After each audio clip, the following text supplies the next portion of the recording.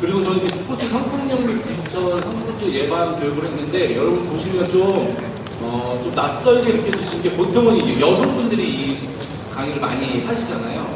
근데 스포츠 윤리센터에서는 그 이제 성인지 감수성 부분에 대해서 꼭 여성만 이 스포츠 성폭력에 관한 그런 예방 교육을 하는 건 아니다라고 하는 그런 차원에서 제가 온 것 같고요. 그다음에 제가 또 오게 된 것은 제가 올해만 지금 16번 정도 이 수업을 돌았거든요. 근데 제가 사는데 경기도 동천시잖아요. 1호선 타고 바로 좀 건너서 오긴 하는데, 근데 저희가 이수 지역 그 강의 지역을 정할 때 보통은 세 지역을 정해요. 그래서 저는 맨 처음 수도권을 정했죠. 경기도, 서울, 인천 이렇게 정했고 한 군데를 더해서 좀 저희는 38선 지역이니까 강원도를 정했거든요.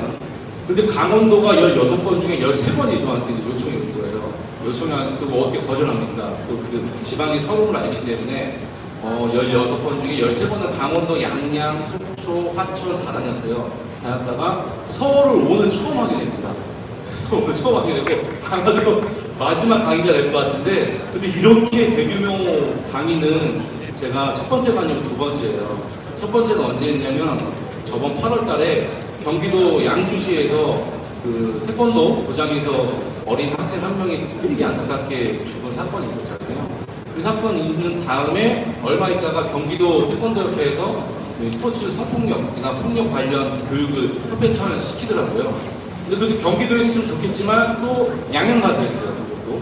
여튼 그런 대규모 강의를 했기 때문에 오늘 저한테 부탁이 와서 이렇게 하게 됐습니다. 네, 앞서 소개가 좀 길었고요. 저희가 보통 저희 교환이에요. 교환인데 저는 2019년도, 20년도 때까지 체육신년대라는 단체에서 활동가로 많이 활동을 했습니다. 그래서 요거는 좀 여러분들 서울체육회 옛날에 있을 때 요거 하나밖에 안 갖고 왔어요. 서울은. 요거 이후에 뭐 사건 이런 거 자세한 건 서울 사례는 하나만 안 갖고 왔습니다. 그때도 나와서 이렇게 활동을 했었고요. 뭐 EBS 인데스도 그때 했고, 대학원생 인권 침해 체육 쪽 관련해서도 활동을 했었습니다. 그 다음에 요즘에는 좀 한 달에 한 번씩 어린이 교양지 고래다그레스라고 있거든요. 거기에서 체육 관련 이슈들을 많이 다루고 있는데, 쓰고 있는데, 저는 주로 이제 스포츠 인권 관련으로 장애인 체육, 그 다음에 소수자 체육 이런 쪽으로 글을 쓰고 있습니다. 다 저희 동네 얘기예요. 반다배 체육센터 문 열었다, 발달장애인들, 태권도 그런 것도 했다, 그 다음에 배드민턴, 그 장애인 학부모 어머님께서 만든 배드민턴 그 장애인 협회가 엄청 성장한 그런 과정들을 다뤘습니다. 그래서 이런 활동들을 많이 해서 또 아까 말씀드린 것처럼 그 발달장애인 그 태권도 협회가 동천에 있는데 거기 사람이 없어요. 동천에 사람이 지금 8만 명이 계속 빠져나가고 있고 지역소멸 위기 지역으로 뽑히고 있는데 사람이 없어서 저거 해달라고 해서 여기서 이제 임원진 하고 있으면서 이렇게 활동을 하고 있습니다.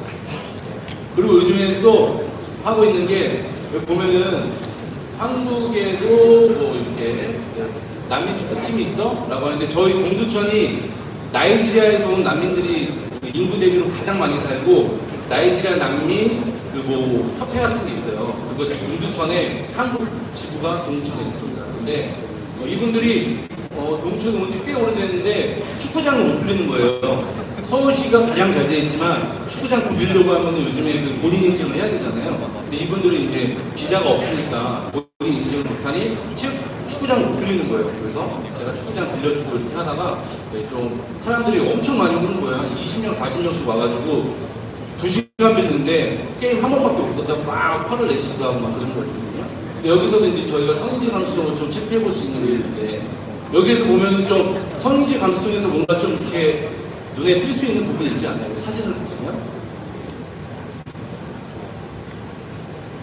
남성이 한 명도 없잖아요.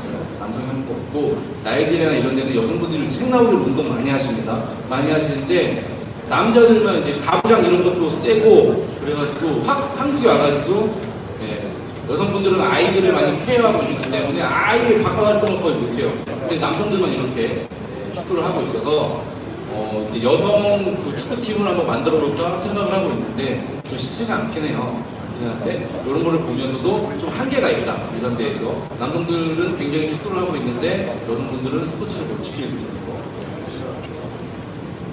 그래서 제가 이거 지금 이렇게 오늘 성폭력 예방 교육인데 인권 얘기를 드리는 건 뭐냐면 오늘 제가 2시 30분까지를 좀 여러분들한테 수업 드려야 돼요. 그럼 일일이 사례나 이런 거 말씀드리는 것보다 요즘에 스포츠 인권에서도 이제 같은 그런 범주에 있는 게 스포츠 성폭력 예방이잖아요. 그래서 지금 스포츠 윤리센터나 그다음에 스포츠 인권 강사들이 요즘에 어떤 그런 고민들을 하고 있는지를 여러분들과 공유하고 그다음에 이런 인권 강의나 이런 거 할 때 맨날 얘기하는 게 탁상 공론이다. 네? 전문가들이 그냥 모여가지고 뭐 그 최저학력제 이런 거 만들고 공부만 잘하는 교수들이니까 공부 잘해야 된다 그래가지고 이런 거 만들고 해서 탁상 공론이라고 하는데 여러분한테 말씀드리고 싶은 거 뭐냐면 현장과의 어떻게 보면 이것도 대화 중에 하나거든요. 근데 700분이 이렇게 계시기 때문에 현장과의 대화를 못해요. 그래서 좀 당부드리고 싶은 거는 저희 많이 고민하고 있으니 여러분 내년이라도 그 코치님들이나 지도자님들께서 이 수업을 신청을 해주세요. 찾아가는 수업을 신청을 해서 소규모 10명 이상이면 수업이 개설이 되거든요. 그러면은 협회 단위에서도 개설이 돼요. 그럼 소규모로 모이셔가지고 스포츠 윤리센터 강사가 오면 현장 얘기를 같이 이렇게 나눌 수 있는 그런 기회들이 있으면 좋을 것 같아요. 그럼 저희도 정리 보고해서 윤리센터에 올리면은 그것이 나중에 계속 이렇게 돌아가면서 얘기가 될 수 있거든요. 그래서 여기 계신 분들 중에서 내년에 한번 괜찮으시다고 하시면 그렇게 지도자분들과 스포츠 윤리 강사가 만나서 현장과의 대화를 할 수 있는 그런 것이 이 제도 안에 있으니까 한 번쯤 신청해 주시면 좋겠다 말씀드립니다. 이것이 뭐냐면 모탕의 만다라트잖아요. 만다라트가 요즘에 스포츠이기도 하고 요걸로 인해서 뭔가 카테고리 나누고 개념 정리할 때 이것이 좀 많이 도움이 되는 것 같아요. 스포츠 인권도 여기 한국말로 하면 이렇게 되는 거죠. 스포츠 인권도 이걸 따져보면 인권이란 큰 것 중에 스포츠 인권은 인권에서 아주 좀 한 부분 중에 하나예요. 그러면 여기 물음표 중에 가장 먼저 떠오르는 게 뭘까요? 이런 대상으로 했을 때, 주제로 했을 때, 장애인 인권도 될 수 있고, 노인 인권도 될 수 있고, 그 다음에 외국인 인권, 기주자 인권도 될 수 있고, 그런 뭔가 좀 사회적 약자나 소수자들에 대한 그런 인권들이 좀 많이 있죠. 군인권 이런 것도 있고. 그 중에 하나가 스포츠 인권이 이렇게 된 겁니다. 스포츠 인권이라고 해서 예체능의 뭐 음악 인권, 미술 인권 이런 거 있나요? 없죠. 스포츠 인권이라고 하는 것은 좀 어떤 옛날에 그런 문제들이 많았기 때문에 이거 인권으로 이렇게 교육을 해야 예방이 될 수 있겠다 해서 정부에서 숫한 시민단체 이런 데 숱하게 싸워가지고 겨우 이뤄내는 게 스포츠 인권이라는 카테고리가 우리 사회에 이렇게 지금은 좀 이렇게 완전히 포착하겠다라는 얘기가 그 스포츠 인권에서는 가장 얘기 많이 드는 게 선수 인권이잖아요. 근데 스포츠 인권이 여러 가지가 있습니다. 그래서 저 학생들한테 소규모로 할 때는 이 만다라트 만들어가지고 이렇게 한번 써보라고요. 스포츠 인권에서 요 다음 국가는 뭐로 채워야 될까요? 이렇게 뭐가 있을까요? 한번 고민을 해보는 시간. 그래서 저는 이렇게 한번 해봤어요. 스포츠 인권에도 크게 보면 노동권, 환경권, 생존권, 참여권, 재산권, 성평등, 평화권, 인권, 선수 인권이 있거든요. 근데 선수 인권이 지금 가장 대표적인 인권이 되어버린 거잖아요.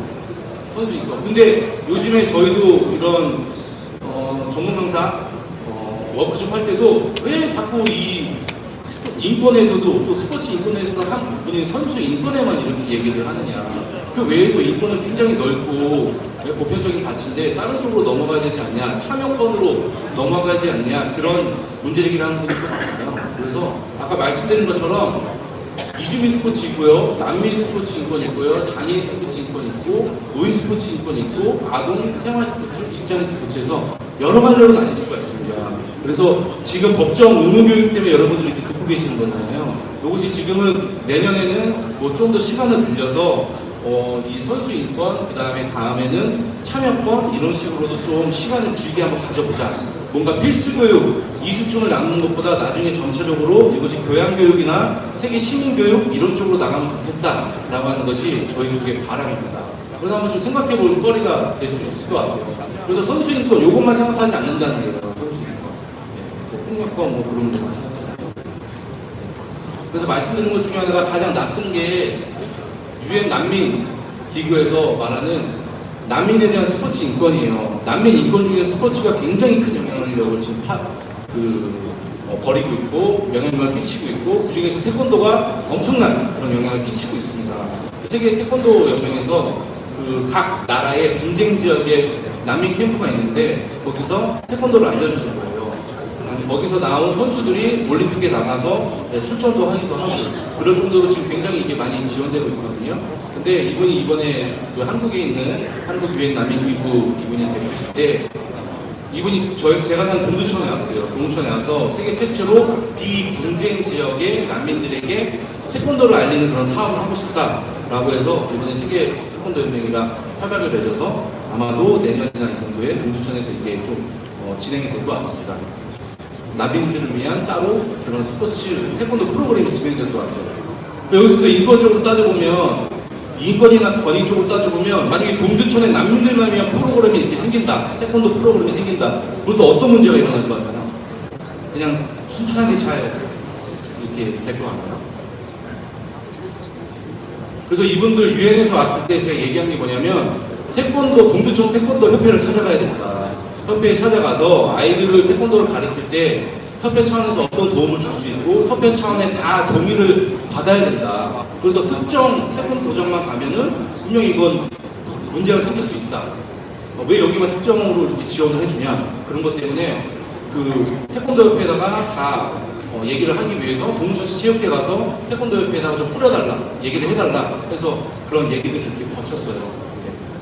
그리고 또 아이들이 난민 아이들이 또 피부색이 완전 다른 아이들이 갔을 때 태권도장 갔을 때 거기서 발생될 수 있는 인권 침해 같은 것도 좀 우리가 한번 살펴보자라고 해서 그런 가이드라인을 지금 만들고 있는 그런 것입니다. 근데 이게 유엔 난민기구이고 인권에 대해서 굉장히 많이 생각하고 있는 거기 때문에 이런 단계들이 나가고 있다. 그걸 말씀을 드리고 여러분들한테 이런 거 그리고 저도 체육인으로서 말씀드리는 건 뭐냐면 스포츠가 인권을 떨어뜨리는 게 아니라 인권을 높이는 것도 분명히 작용한다는 걸 말씀드리기 위해서요. 스포츠 자체가 인권이다, 인권이 최고 중요하다 말씀드리는 게 아니라 스포츠 속성에서 보편적인 인권의 가치를 높일 수 있는 그런 가치가 있으니 우리가 좀 이제는 인권 수준을 낮추는 것보다 스포츠가 어떻게 우리 사회의 인권을 높일 수 있을까를 고민할 때도 이제 됐다라는 말씀을 드리기 위해서 이걸 하나 가져왔습니다.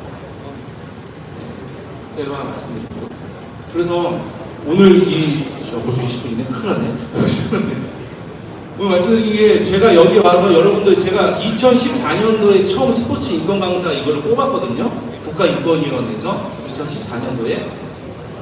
근데 그게 나오게 된 게 이런 사건들이 있었기 때문이에요. 뭐 수영선수 국가대표 됐는데 중학생인데 뭐 대한체육회에서 중간고사 못 보게 된 거 그걸로 시작으로 지금 이런 일련의 상황들이 있습니다. 그거에 대한 정책들이 이렇게 마련된 거예요. 그리고 이러한 스포츠 윤리센터 설립이 되고 나서 오늘 이렇게 여러분들이 이 수준을 받기 위해서 이 자리에 이런 좀 귀한 시간을 내게 되신 것 같고요. 그래서 이게 학습권이 발생된 게 이때예요. 2000년 시드니 올림픽 때 이 장희진 선수라고 이 선수가 이거는 너무 많이 나와서 여러분들 잘 아시죠?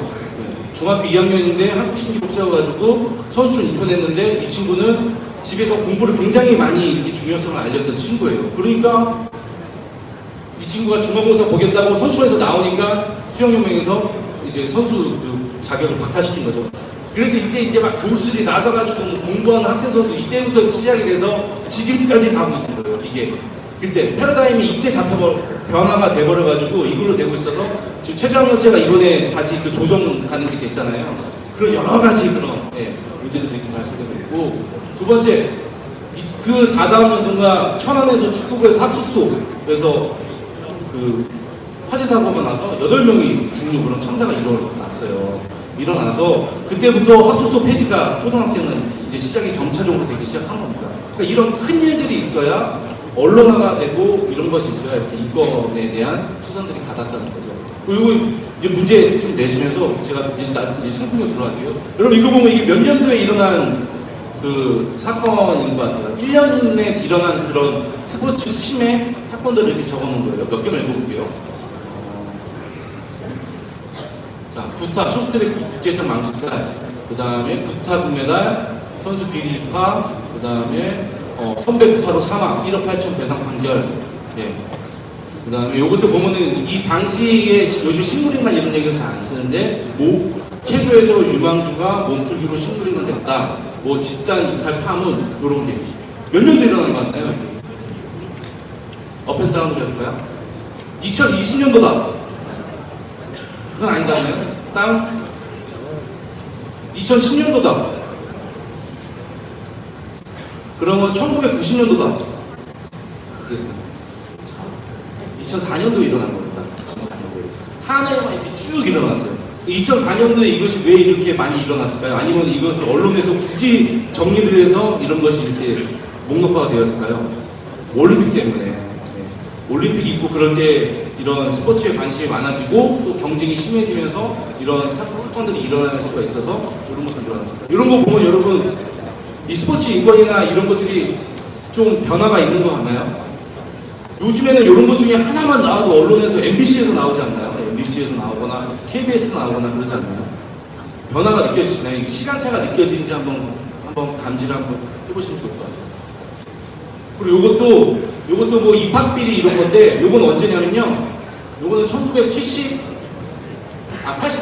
81년도에 있는 거예요. 네. 선생님이 내가 아는 학교로 가. 근데 학생이 안 간 거야. 그러니까 선생님이랑 막 그 코치가 그때 막 부탁을 한 거예요. 하시면 돼. 옛날 일 같죠? 근데 이거 보세요. 기아에서 작년에 지금 올해 아주 막강한 기아에서 지금 코치 감독이 바뀌어가지고 우승을 했지만 그 전에 선수를 이렇게 돈 주고 이렇게 데리고 왔잖아요.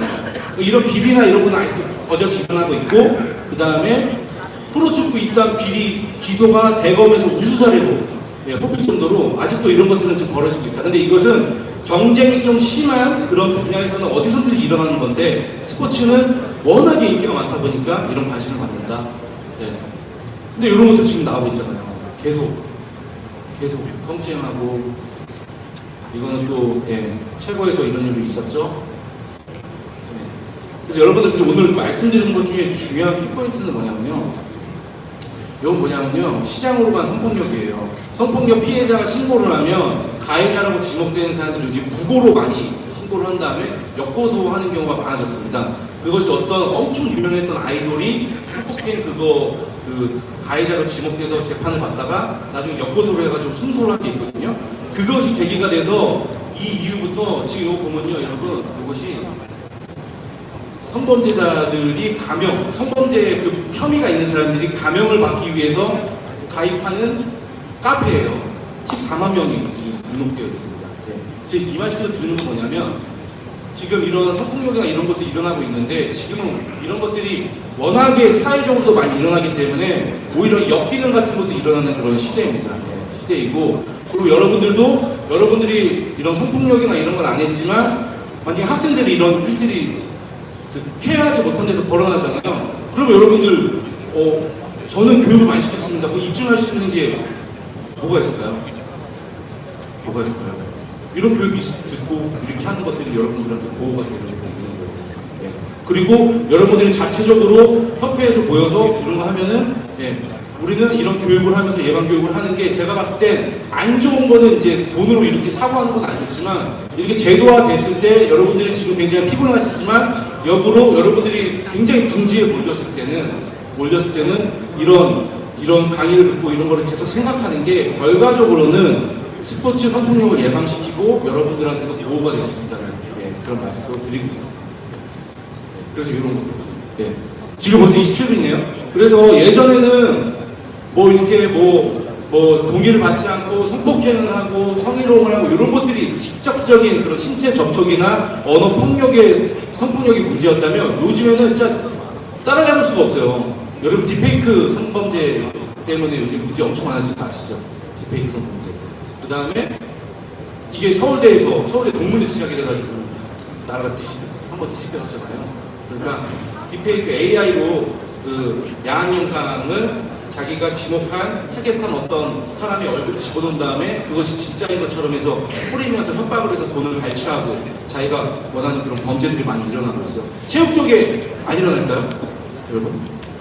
안 일어날까요? 예전에 어떤 파리시에서 운동선수들 촬영해가지고 사회적으로 이슈된 적이 있잖아요. 그래서 체육 쪽에서 아직 안 일어났기 때문에 이런 새로 생기는 이런 신종 성범죄에서는 체육적인 앞장서서 이런 거를 좀 이렇게 막아내는, 왜냐하면 법정 교육을 받으시니까 체육 쪽에서는 앞으로 생기는 신종 성범죄에서는 만큼은 체육에서는 안 일어난다.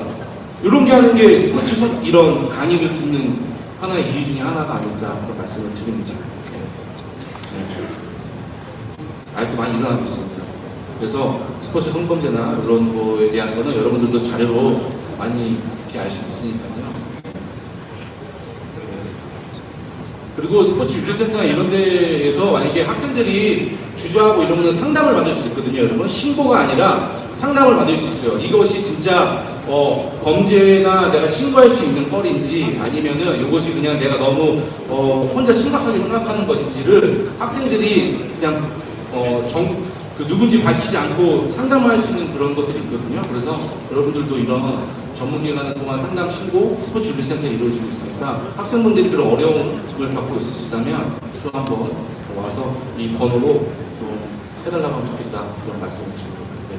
그래서 좀 시간이 너무 촉박한 게 지금 2시 29분이거든요. 네. 그래서 여기서 이제 마쳐야 될 것 같습니다. 그래서 좀 빠르게 그런 뭐 사례 중심이나 이런 것보다는 사례 중심하면 또 어떤 특정 사람이 이렇게 생각날 수도 있고 해가지고 그런 건 최대한 절하고 최근의 흐름들이나 스포츠 인권 교육에 대한 좀 의미 같은 것을 성폭력 예방 교육의 의미를 말씀드린 거라고 생각하시면서요. 저 강의는 여기서 마치도록 하겠습니다. 이상입니다.